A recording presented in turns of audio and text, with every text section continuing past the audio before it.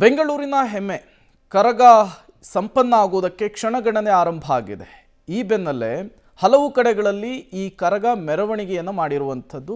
ಇನ್ನೇನು ಕೆಲವೇ ಕ್ಷಣಗಳಲ್ಲಿ ದೇವಸ್ಥಾನಕ್ಕೆ ಕರಗ ವಾಪಸ್ ಆಗುತ್ತೆ. 125 ವರ್ಷಗಳ ಹಳೆಯ ಗರಡಿ ಮನೆಯಲ್ಲಿ ಗರಡಿಯಲ್ಲಿ ತಾಲೀಮನ್ನು ಪಡೆದಿದ್ದಂತಹ ಕರಗ ಪೂಜಾರಿ ಜ್ಞಾನೇಂದ್ರ ಅವರು, ಕರಗ ಪೂಜಾರಿಗಳು ತಾಲೀಮು ಮಾಡುವಂತಹ ಗರಡಿ ಮನೆಗೆ 125 ವರ್ಷಗಳ ಇತಿಹಾಸ ಇದೆ. ಯಾರು ಕರಗವನ್ನು ಹೊರ್ತಾರೆ, ಆ ಕಳಸವನ್ನು ಹೊರ್ತಾರೆ, ಅವರು ಗರಡಿ ಮನೆಯಲ್ಲಿ ತಾಲೀಮು ಕೂಡ ಮಾಡಬೇಕಾಗುತ್ತೆ. ಜ್ಞಾನೇಂದ್ರ ಅವರು ಈಗ 15ನೇ ವರ್ಷ ಕರಗವನ್ನು ಹೊತ್ತಿರುವಂಥದ್ದು, ದಾಖಲೆಯನ್ನು ಬರೆದಿದ್ದಾರೆ. ಈ ಕರಗ ಹೊರುವ ಮೊದಲು ಗರಡಿ ಮನೆಯಲ್ಲಿ ತಾಲೀಮನ್ನು ಪಡೆದಿರ್ತಾರೆ. ಆ ಜಾಗವನ್ನು ಕೂಡ ನೀವೀಗ ಗಮನಿಸ್ತಾ ಇದ್ದೀರಿ ನೋಡಿ. ಪ್ರತಿ ವರ್ಷದಂತೆ ಈ ವರ್ಷವೂ ಕೂಡ ಕರಗದ ಸಂಭ್ರಮ ಸಡಗರ ಹೇಗೆ ಮನೆ ಮಾಡಿದ ಬೆಂಗಳೂರಿನಲ್ಲಿ ಅನ್ನೋದನ್ನು ಗಮನಿಸ್ತಾ ಇದ್ದೀರಿ. ಈ ಕರಗ ಕಳಶ ಮೆರವಣಿಗೆ ಏನಿದೆ ಇದು ಹಲವು ಕಡೆಗಳಲ್ಲಿ ಸಂಚಾರವನ್ನು ಮಾಡಿಕೊಂಡು ಮತ್ತೆ ವಾಪಸ್ ದೇವಸ್ಥಾನಕ್ಕೆ ಬರುವಂಥದ್ದು.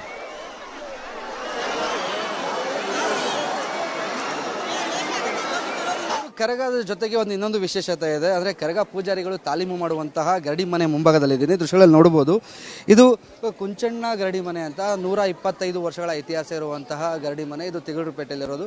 ಇನ್ನು ಧರ್ಮರಾಯನ ದೇವಾಲಯ ಏನಿದೆ, ದೇವಾಲಯದ ಬಲಭಾಗಕ್ಕೆ ಬರುವಂತಹ ಗರಡಿ ಮನೆ. ಈ ಗರಡಿ ಮನೆಯಲ್ಲೇ ಕರಗ ಪೂಜಾರಿಗಳು ಯಾರಿರ್ತಾರೆ ಅವರು ಸತತ ತಾಲೀಮು ಮಾಡಿ ಕರಗನ ಹೊರೋದಕ್ಕಿಂತ ಮುಂಚೆ ದೇಹನ ದಂಡಿಸುವಂಥ ಸ್ಥಳ. ಅದ್ರ ಜೊತೆಗೆ ಪೈಲ್ವಾನ್ ಶ್ರೀನಿವಾಸಯ್ಯ ಅಂತ ಈ ರಸ್ತೆಗೆ ಹೆಸರಿದೆ. ಪೈಲ್ವಾನ್ ಶ್ರೀನಿವಾಸಯ್ಯನವರು ಇಲ್ಲಿ ಬರುವಂತಹ ಅಂದರೆ ಕರಗವನ್ನು ಹೊರುವಂಥವ್ರು ಮತ್ತು ಗರಡಿ ಮನೆಗೆ ಬರುವಂಥವರಿಗೆ ತಾಲೀಮನ್ನು ಹೇಳ್ಕೊಡುವಂತಹ ಒಂದು ಪರಂಪರೆಯನ್ನು ಪೈಲ್ವಾನ್ ಅಂತಲೇ ಹೆಸರುವಾಸಿ ಅವರ ನಿವಾಸ ಇದು.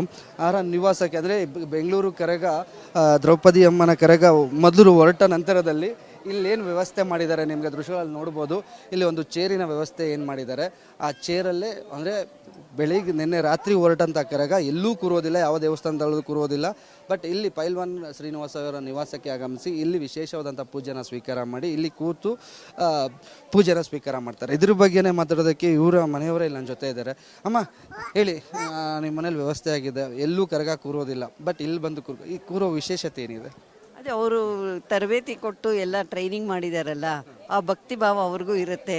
ಗುರುಗಳು ಇದಕ್ಕೋಸ್ಕರ ಇಲ್ಲಿ ಬಂದು ಕೂತ್ಕೊಂಡು ಸೇವೆ ಮಾಡಿಕೊಂಡು ಎಲ್ಲ ಕರಗ ಪೂಜಾರಿಗಳಿಗೂ ಇದೇ ಗರಡಿ ಮನೆಯಲ್ಲಿ ತಾಲೀಮು ನಡೆಸ್ತಾರೆ. ಮತ್ತು ಗರಡಿ ಮನೆಯಲ್ಲೇ ತಯಾರು ಮಾಡ್ತಾರೆ ಎಲ್ಲರೂ. ಎಷ್ಟು ವರ್ಷದಿಂದ ಈ ಪರಂಪರೆ ನಡ್ಕೊ ಬರ್ತಾ ಇದೆ? ಅದು ಇಲ್ಲ ಸಣ್ಣಕ್ಕ ನಡ್ಕೊಂಡ್ ಬರ್ತಾ ಇದೆ ಇವ್ರೆ. ಒಂದು ನೀವು ಚಿಕ್ಕ ವಯಸ್ಸಿಂದನೂ ದುಡ್ಕೊ 89 ವರ್ಷದಿಂದ ನಡ್ಕೊಂಡ್ ಬರ್ತಿದೆ ಸರ್. ನಾವು ಚಿಕ್ಕ ವಯಸ್ಸಿಂದ ಇಲ್ಲಿ ನಾವು ಹುಟ್ಟು ಬೆಳೆದು ಇಲ್ಲೇ ನಿನ್ನೆ ಚಿಕ್ಕ ವಯಸ್ಸಿಂದನೂ ನಡೀತಾ ಇದೆ. ನಮ್ಮ ಅಪ್ಪ ನಮ್ಮ ಅಜ್ಜಿದಿರು ಹೇಳೋದೆಲ್ಲ ಕತೆ ಇದೇನೆ. ಕುಂಜಣ್ಣ ಗರಡಿ ಅಂದರೆ ಫೇಮಸ್, ಅದೇ ಸಾಧನೆ ಮಾಡೋದಕ್ಕೆ. ಸೊ ಅದರಲ್ಲಿ ಗುರುಗಳಾಗಿದ್ದವರು ನಮ್ಮ ಶ್ರೀನಿವಾಸ್ನವರು. ಸೊ ಅವರು ಎಲ್ಲರಿಗೂ ತರಬೇತಿ ಕೊಡ್ತಾ ಇದ್ರು. ಹಂಗಾಗಿ ಆ ಗುರುತನನ ಎಲ್ಲ ಅವರವರೇ ಬೆಳೆಸ್ಕೊಂಡು ಒಬ್ಬೊಬ್ಬರೇ ಒಂದೊಂದು ಪೂಜಾರಿ ಆಗ್ತಾ ಅವರವ್ರು ಹಂಗಂಗೆ ಬೆಳೆಸ್ಕೊಂಡು ಬಂದು ಪ್ರತಿ ವರ್ಷ ಇಲ್ಲಿ ಬಂದಾಗೆಲ್ಲ ಇಲ್ಲಿ ಪೂಜೆ ತೊಗೊಂಡು ಹೋಗ್ತಾರೆ, ಎಲ್ಲ ಆಶೀರ್ವಾದ ಮಾಡ್ತಾರೆ ಎಲ್ಲರಿಗೂ. ಇದಿಷ್ಟು ಇಲ್ಲಿನ ಕುಲಸ್ಥರು ಹೇಳ್ತಿರುವಂಥದ್ದು. ಪ್ರತಿ ವರ್ಷವೂ ಈ ಪೈಲ್ವಾನ್ ಶ್ರೀನಿವಾಸ ನಿವಾಸಕ್ಕೆ ಆಗಮಿಸಿ ವಿಶೇಷವಾದ ಪೂಜೆ ಸ್ವೀಕಾರ ಮಾಡಿ ಎಲ್ಲರಿಗೂ ಆಶೀರ್ವಾದ ಮಾಡಿ ದ್ರೌಪದಮ್ಮ ಹೋಗ್ತಾರೆ ಅಂತ ಹೇಳ್ತಿರುವಂಥದ್ದು. ಕ್ಯಾಮ್ರಾ ಪರ್ಸನ್ ಸುಹಾಸ್ ಜೊತೆಗೆ ಮಾರುತಿ, ಪಬ್ಲಿಕ್ ಟಿವಿ, ಬೆಂಗಳೂರು.